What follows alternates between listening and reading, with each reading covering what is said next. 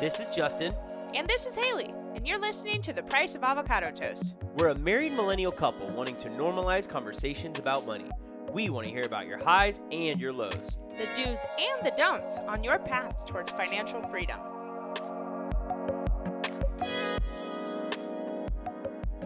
Hi Toasties, welcome to Price of Avocado Toast. Whether you're a first-time listener or you've been following us from the start of this thing, we're so glad to have this conversation with you today. Today we are talking about inflation. Yeah, the really exciting stuff right now. And lifestyle inflation. Yeah. I feel like these words are everywhere you look.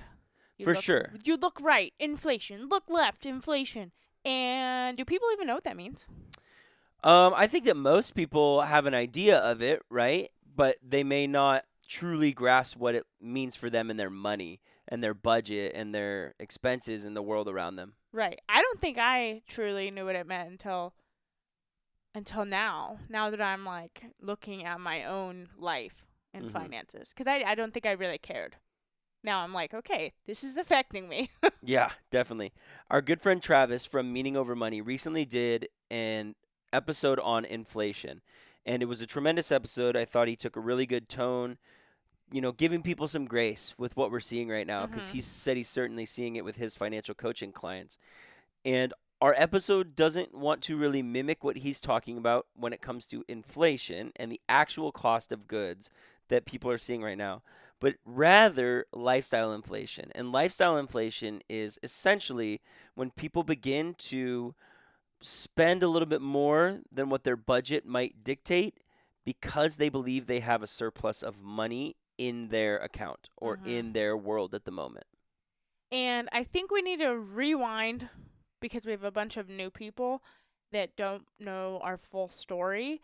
So before we go into why we even had this episode idea, because I have a whole story behind that, I think we need to kind of give a little background for new listeners. But first off, episode 55, we do a whole long extended version of our story. So definitely check that out if you want to listen to the extended version. So why don't you tell the whole story? Because you're a good storyteller. I've learned that my ADHD makes me not a good storyteller. Definitely. So the elevator pitch of our story is basically several years ago, I received a wrongful death lawsuit payout over my grandmother passing away. And that was a large chunk of money. It was $600,000 split into two checks. With those two checks, we did a couple wise things, such as buying a new home and starting my Roth IRA. But on top of that, we did a lot of very, very, very, very, very poor things that you can hear in episode 55, where we'll break them down to a much bigger extent. But essentially, through those choices and through those decisions, we ended up over $100,000 in debt after we had basically blown through the $600,000 worth of money from this death payout. And our story is basically, how did we turn that around, become debt-free, put ourselves on a better trajectory, and now become Price of Avocado Toast podcast? Yeah. Good job. Woo, go me. I would have gone down 3 different rabbit holes. I cannot tell you how much I 1,000% believe that. I believe that in my soul. Okay. The other day, I did the Instagram poll, and one of the questions was, who would be more likely for a podcast blooper? You guys said 88% me. And that 88% is still too low.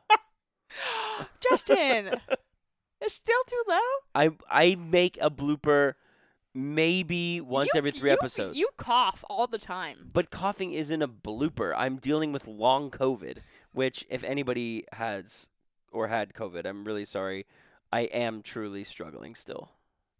Is that a thing? Long COVID? Yes. Is that what it's called? 1,000%. I mean, I didn't know that. There's worse side effects, some serious heart issues and stuff that come with it. A brain fog that luckily I've been able to not have, but obviously not being able to taste certain foods is one extent of it. The allergist mentioning that my nasal passages are pretty beat up and are going to be beat up for a long time from it.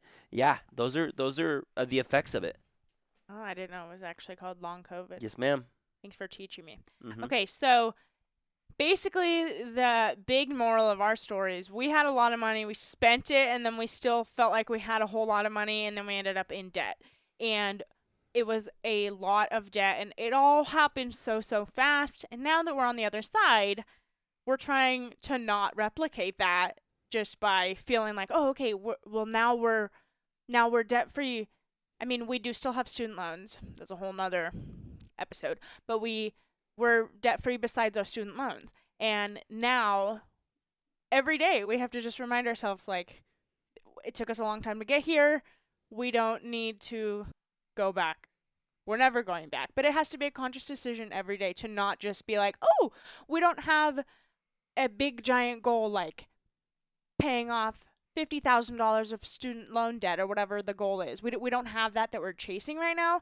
Therefore, all that extra money that would have gone towards debt payments seems to just find a way to go somewhere else. And that is lifestyle inflation. Yeah, we can hang with the best of them as far as lifestyle inflation. I mean, we did it and it got us into severe debt.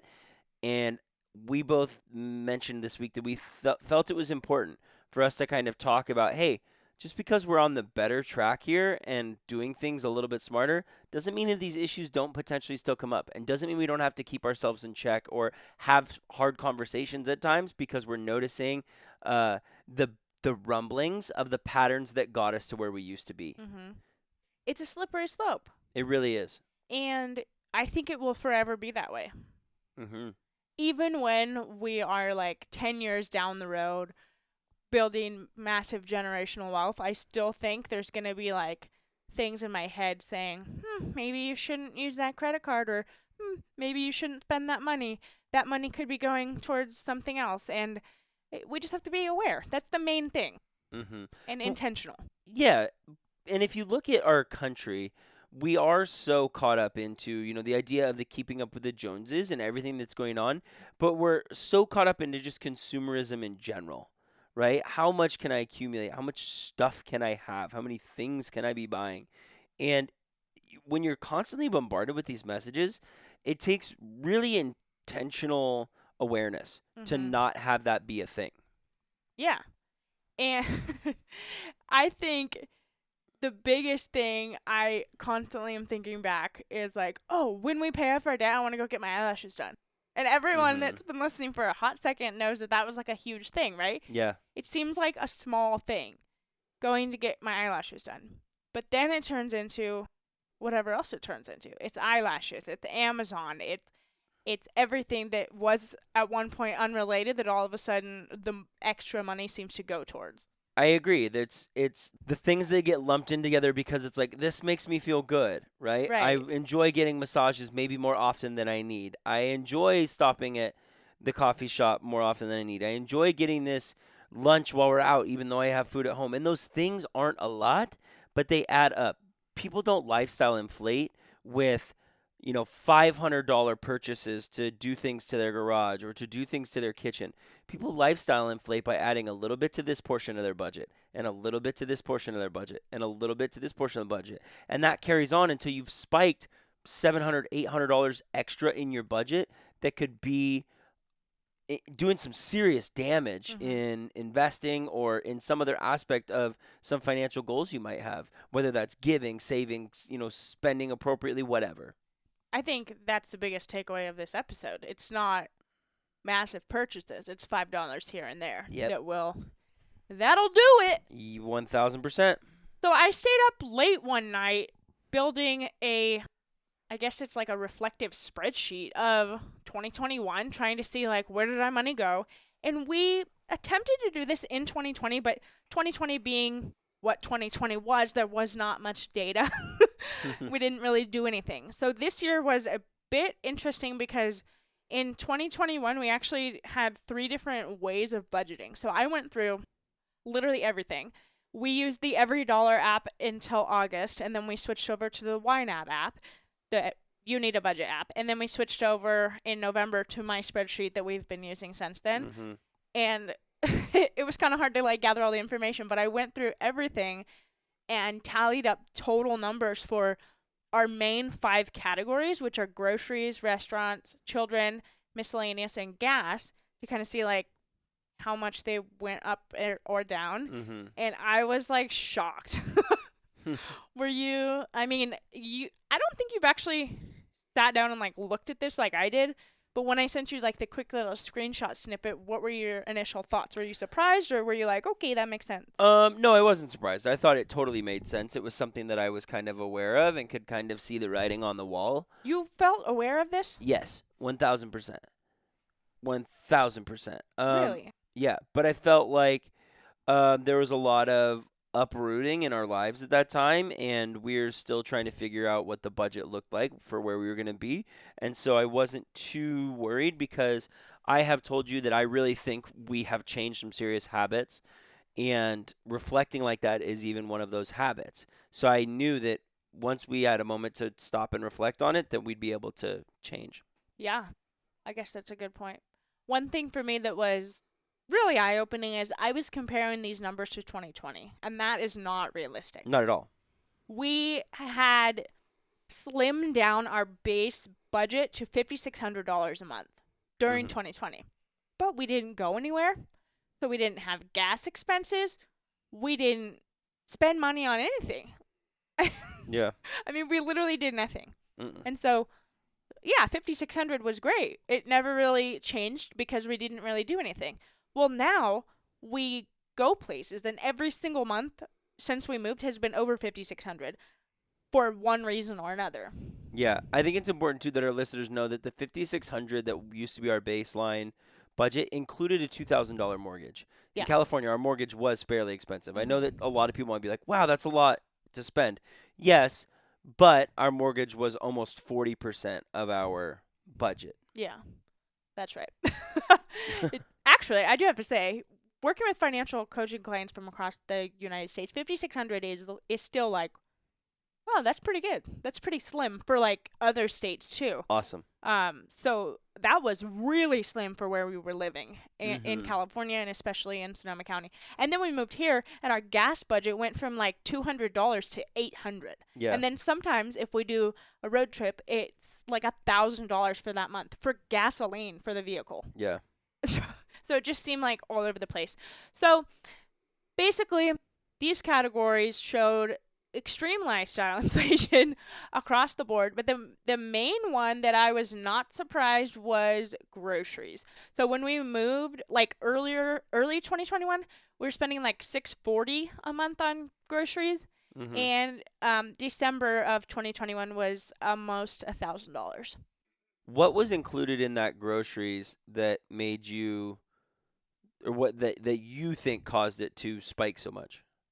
Well, I think living so far away since we moved, now going to Costco is like a whole trek. Mhm. I think we overspend and overcompensate for being so far away from the grocery store and being far away from Costco. So I Mhm. think we just buy more than we really need.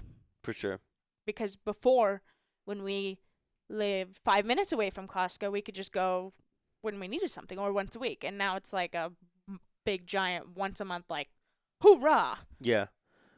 While I agree, I also do think that just inflation of I mean, goods yeah. certainly needs to come into play here too. You know, you're talking about the cost of meat rising. Obviously, there's going to be small rises in other goods. Like I think that that's where a decent amount of that comes from too. Not you're not obviously not going to have a $400 grocery spike due to inflation. I get that, right? But I will pin a little bit of it on that for sure. Yeah, the average of all 12 months was $737 a month. That's not terrible. No.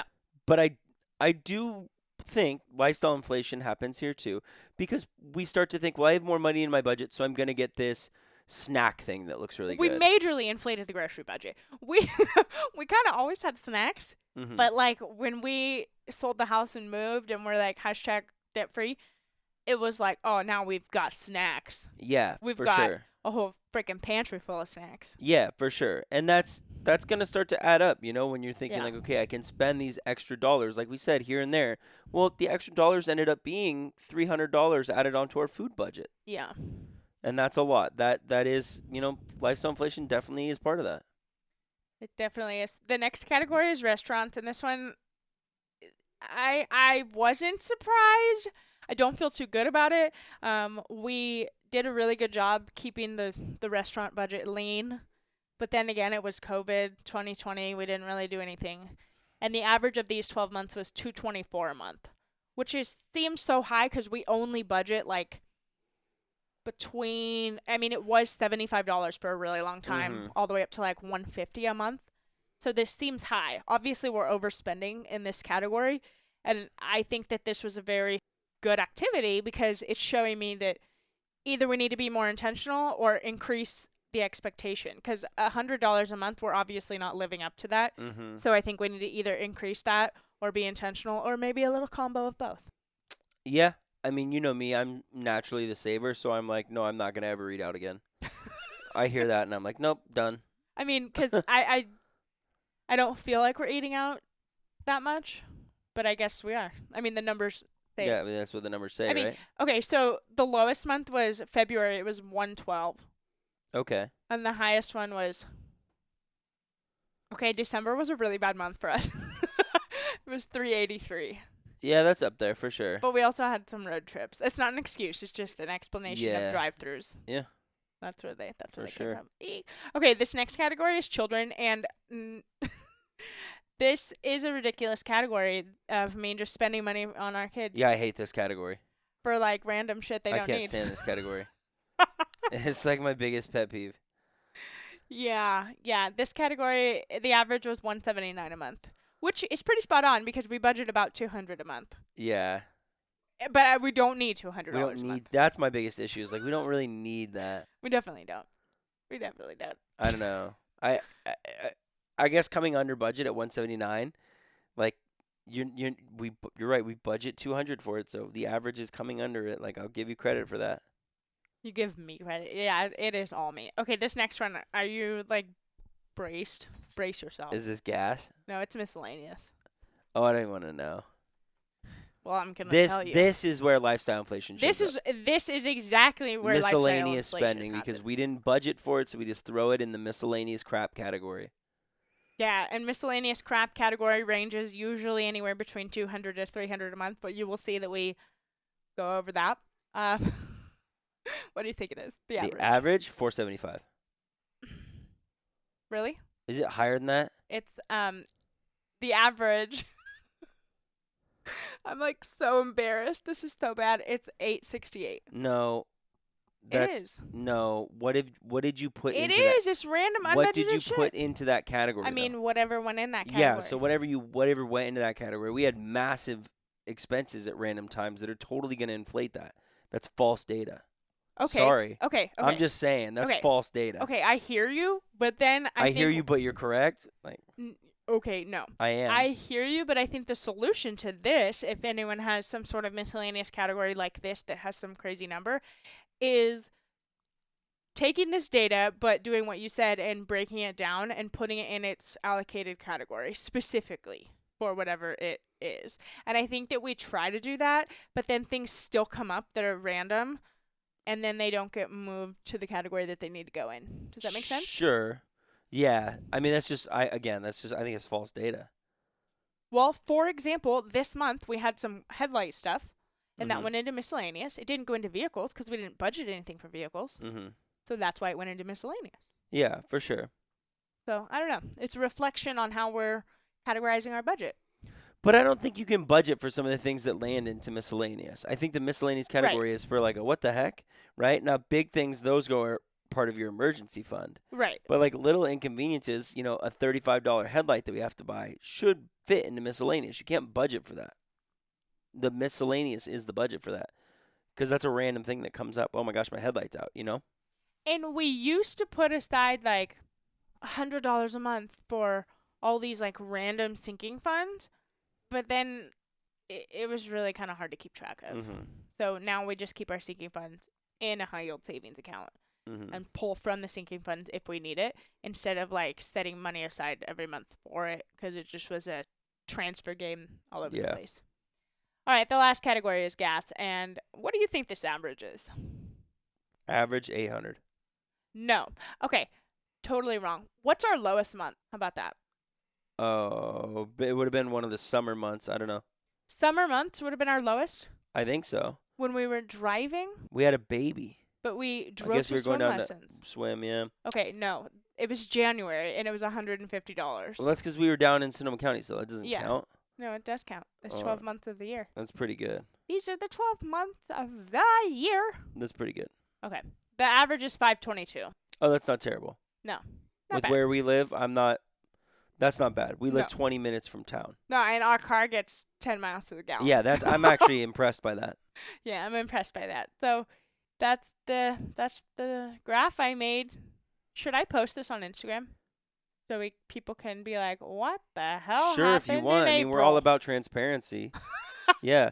I just think it's important that people have these conversations, that people do stuff like this and actually look at it, because we both were feeling it and we were kind of like, "Oh, this doesn't feel right." But like seeing it is like, "Okay, this has to change." Yeah.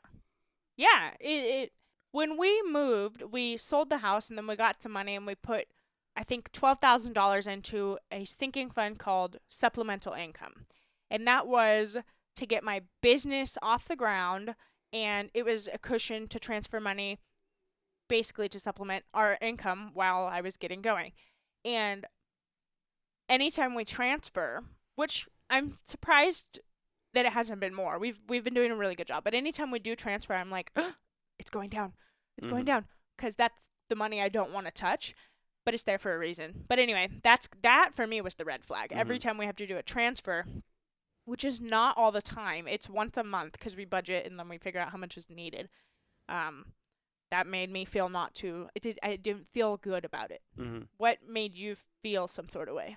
Yeah, I think the same thing. Just being like, "Oh, I can tell that we're pulling over more than we should be." Yeah. Mhm.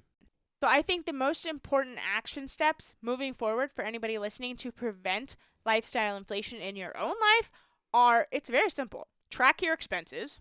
That's number one. You have to be tracking your You expenses. have to track your expenses, if nothing else, just to know where things are going. And number two, create a budget.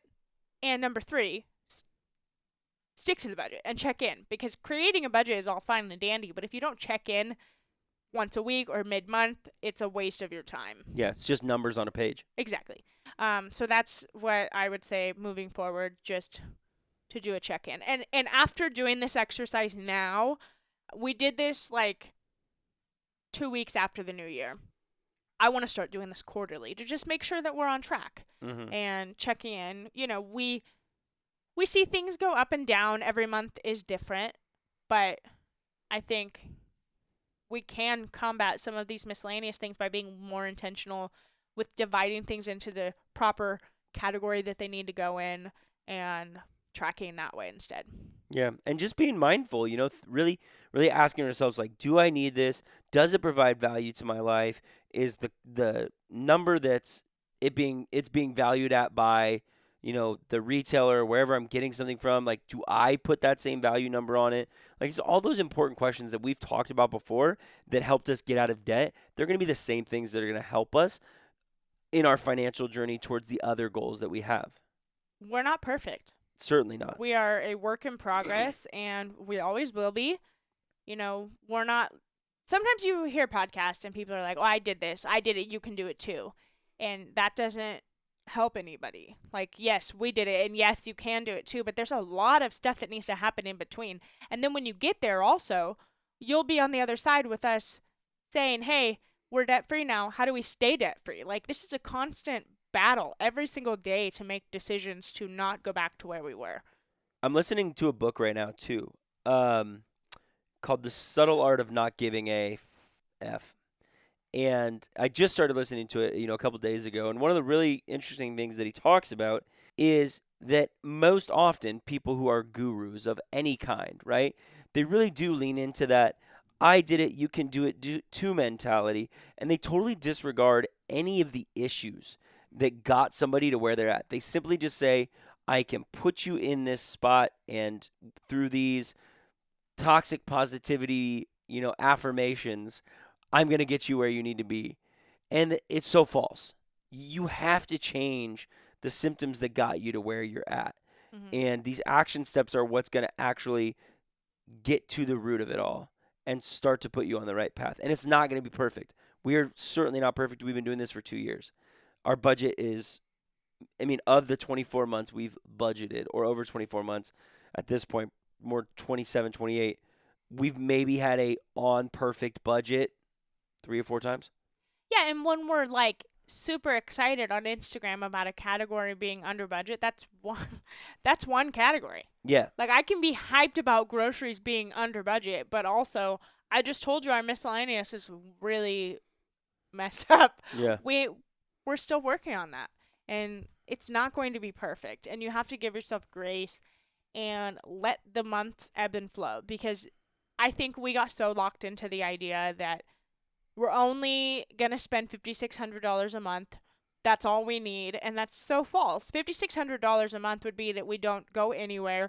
We don't see anyone. And now we're spending a lot of money on travel and food because we're visiting your family out of town. At least it's been about once a month, sometimes just twice a month.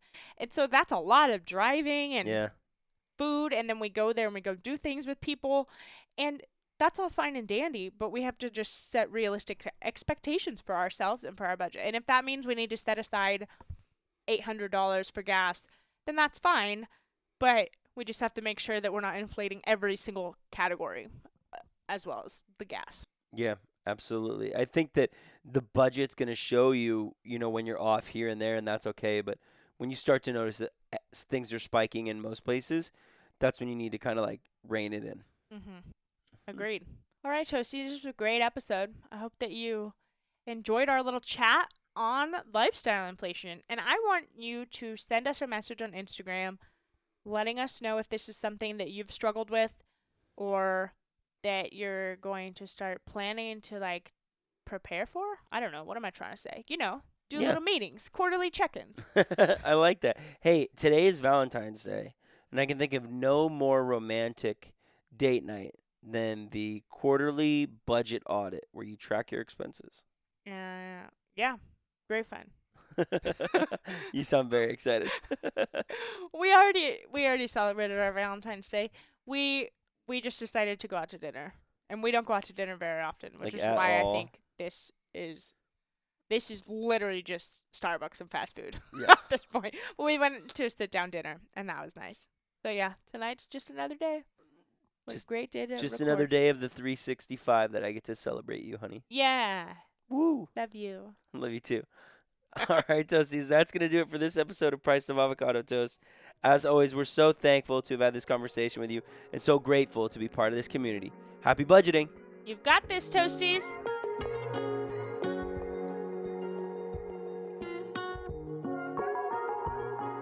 All right, Toasties, I'm back. And after recording last night's episode, I had to go back and see what the hell happened in May and December to make the miscellaneous category so freaking high. And I figured it out. So I removed anything that would have been emergency fund things. So for example, in May, that was the start of the car saga with our cars, one thing after another happening. So we had a $2,300 car repair, and then Justin was weed whacking. Were you using a weed whacker or a lawnmower? I was using a lawnmower. He was using the lawnmower outside, and a rock got cut up and shattered our sliding glass door. Yeah, like right when we moved in. That was cool. So all of that was like emergency fund worthy. So I removed that out of May. And then in December, you guys know what happened in December.